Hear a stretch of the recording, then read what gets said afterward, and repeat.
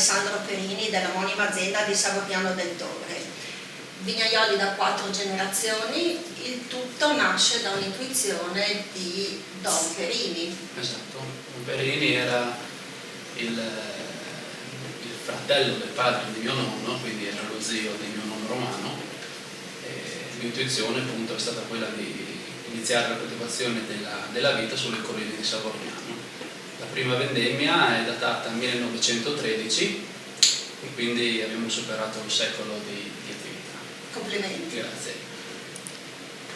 Io sono rimasta molto colpita nella tua azienda, i vini vengono passati nelle botti. Sì. So che i legni con cui vengono prodotte queste botti sono molto particolari e hanno una provenienza particolare. Ci approfondisci un po' questo Sì. aspetto dell'azienda? Allora, la nostra azienda ha sempre creduto nella maturazione e l'affinamento nei contenitori di legno, perché si è visto che il legno è l'unico contenitore che fa respirare il vino, e quindi solamente dando questa opportunità al vino di esprimersi respirando può dare il massimo della sua qualità e del suo potenziale.